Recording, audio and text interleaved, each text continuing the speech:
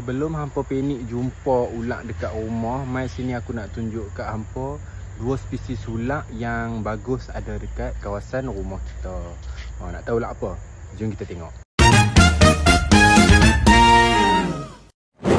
Hampa mesti nak cakap kan, pahal du Mamat ni ulat pun dia cakap bagus duduk dekat kawasan rumah dia ni, alright tak alright. Sebenarnya ulat ni adalah ulat yang tidak berbahaya tau guys. Maksud aku tidak berbahaya, bukanlah ulat tu tidak menggigit. Dia menggigit juga sebenarnya. Tapi ulat ni antara ulat-ulat yang makan haiwan perosak dekat kawasan rumah kita. Haiwan perosak tu macam tikus, katak, dia makan cicak, haiwan-haiwan yang kita pun tak suka duduk kat kawasan rumah kita lah. Tapi ulat pun sebenarnya kita tak suka kan duduk kat kawasan rumah kita. Tapi ulat ni dia boleh membanteras tau. Membanteras tikus, membanteras cicak, membanteras apa lagi, katak. Tu binatang-binatang yang tak alright lah kalau duduk dekat rumah kan. Nanti bau busuk macam tikus. Tikus kalau duduk dekat rumah kita bau dia busuk kan. So kita nak tengok ulat apa yang kalau duduk dekat kawasan rumah kita, kita tak payah pukul dia lah. Maksud aku kita tak perlu nak membunuh dia. Cukup sekadar hampa halau dia je lah. Kalau hampa dah betul-betul tak suka ulat ataupun hampa geli dengan ulat, hampa boleh halau dia. Tak perlulah kita nak pukul dia sampailah dia hilang nyawa. Okey, yang first dekat sini kita ada ulat lidi guys. Ulat lidi ataupun painted bronzeback snake. Kenapa nama dia painted bronzeback snake? Kenapa nama dia ulat lidi? Ulat lidi tu kalau hampa boleh tengok sendiri, hampa tengok badan dia macam mana. Badan dia panjang dan dia tidak terlalu besar. Tidak terlalu besar tu kecil lah. Dia antara ulat yang paling selalu orang jumpa dekat kawasan rumah. Tapi dia sebenarnya tak bahaya. Kenapa aku cakap dia tak bahaya? Sebab dia ni adalah spesies ulat yang tak berbisa. Dan dia tak mampu untuk mencederakan kita. Dia boleh mencederakan makanan dia je lah, macam katak. Tapi ulat lidi ni makanan favourite dia memang katak lah. Katak, cicak. Kalau dia nampak orang, dia yang lagi laju lari daripada orang. Dia nampak orang cepat-cepat lah dia akan lari. Kecuali dia nak makan lah. Kalau dia tengah makan pun kadang-kadang kalau dia perasan kita ada, tak ganggu dia, dia takkan lari lah. Dia akan makan dulu. Nanti dia dah habis makan, dia dah settle makan, barulah dia berambus. Ulat lidi ni juga dia tak agresif macam ulat senduk ke, macam ulat tedung, macam ulat ulat rusuk kerbau. Kalau tak diganggu tau. Kalau tak diganggu dia tak agresif pun sebenarnya. Dia akan lari kalau dia nampak kita lah, dia nampak manusia. Cicak dengan katak tu kan tak bagus kalau dekat rumah. Katak tu dapat menyebabkan ular-ular lain yang berbisa untuk datang dekat rumah hampa. Rumah kita lah macam tu. Cicak pun ada juga ulat lain yang makan cicak yang tak ada bisa. Tapi yang tu kita cerita dekat next video ataupun nanti. Sekarang ni kita fokus kat ulat ni dulu. So kalau hampa boleh tengok warna badan dia ni, kalau kat atas ni kita panggil dia warna apa ni? Warna macam gangsa kan, bronze lah. Warna bronze. Lepas tu dekat tepi dia ni dia ada garis warna hitam yang memanjang daripada mata dia sampailah ke bontot dia ni. Nak cakap mana bontot ulat? Ni lah bontot dia. Yang habis garisan ni adalah bontot ulat. Lepas daripada garisan tu tu dah kira ekor dia. Dia boleh sampai 60 cm ke 1 meter lebih sikit.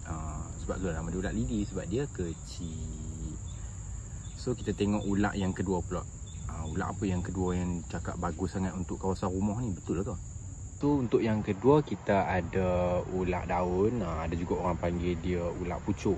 Kenapa orang panggil dia ulat pucuk? Sebab colour dia lah warna hijau.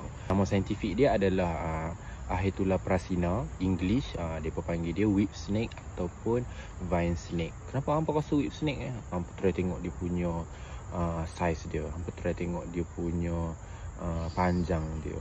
Itulah mungkin lah sebab tu lah kot orang panggil dia whip snake. Sebab dia panjang macam cemeti ke orang panggil. Whip tu apa dia? Cemeti ke? Siapa yang tahu tolong komen kat bawah jap. So untuk vine snake ni, whip snake ni ataupun ulat daun ni, dia berwarna hijau. Saiz dia besar sikit daripada ulat lidi tadi. Boleh pi sampai 1.5 meter. Warna dia adalah warna hijau muda, macam daun-daun macam tu. Kenapa warna dia hijau? Sebab dia selalu berada di atas pokok. Bila dia kecil, warna dia ada yang warna oranye, ada yang warna perang, warna kelabu, lepas tu macam kuning-kuning sikit. Kebanyakan bila dia besar barulah dia tukar colour jadi hijau muda. So ulat whip snake ni, ulat daun ni, dia duduk juga di kawasan rumah kita, tapi dia tak macam ulat lidi tau. Kalau macam ulat lidi, dia selalu berada betul-betul dekat dengan rumah kita, macam dekat tepi dinding ataupun dekat atas pagar, atas bendui tu kan, ataupun atas bumbung, sebab dia makan cicak. Ulat lidi ni dia tak pemalu sangat. Macam ulat daun ni dia agak pemalu. Dia duduk dekat kawasan rumah kita tapi tak terlalu dekat dengan rumah kita. Sebab kalau dia hijau, kalau dia masuk dalam rumah kita, nanti orang perasan lah. So dia duduk dekat kawasan-kawasan kebun. Siapa yang tanam-tanam pokok kan dekat rumah kan, pokok ubi ke, pokok bunga raya ke.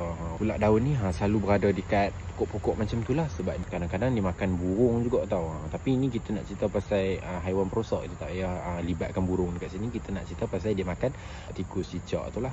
Kita boleh tengok tengkok dia tu kan, tengkok dia tu, leher dia tu terlalulah kecil.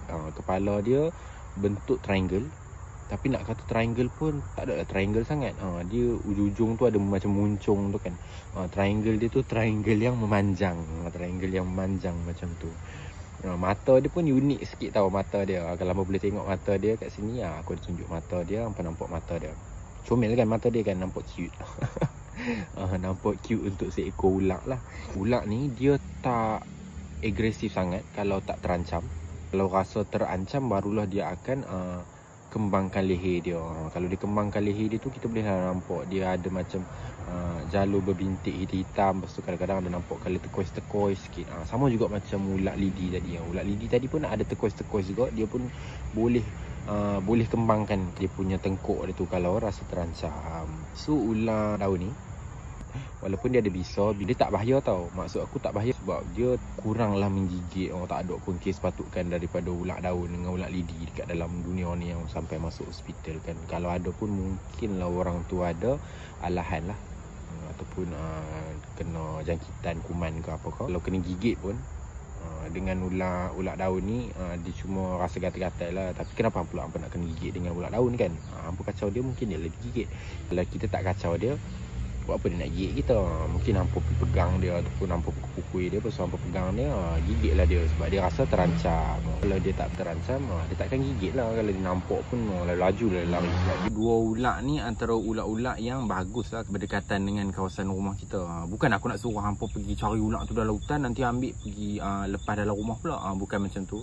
Kita kalau hampa nampak lah, contohnya lah hampa nampak ulat tu lalu kan, ataupun terserempak dekat area rumah, tak payahlah kot pukul dia. Kalau rasa macam tak apa suka sangat, tak berkenan sangat dengan ulat ni, hampa boleh halau je dia pergi jauh-jauh. Dia pun datang pun bukannya sebab apa, dia datang nak makan haiwan-haiwan perosak. Aku pun bukanlah orang yang pandai, bukanlah orang yang expert bab ulat ataupun haiwan-haiwan ni. Tapi kalau hampa rasa macam betul ke dia ni cakap ni, tak betul lah, ulat ni sebenarnya ada bisa lah, ulat ni boleh bunuh orang lah, bolehlah komen kat bawah tu. So aku pun bukannya cakap pandai, aku pun belajar juga sebenarnya sikit-sikit. So kita masing-masing belajar. Nanti kalau dekat part 2 aku akan share lagi ulat-ulat good guy yang bagus kalau ada dekat kawasan rumah kita. Apa maksud aku bagus ada dekat kawasan rumah kita? Bagus ada dekat kawasan rumah kita tu sebab ulat tu dia boleh menjadi senjata kita untuk hapuskan haiwan-haiwan perosak yang ada dekat rumah kita.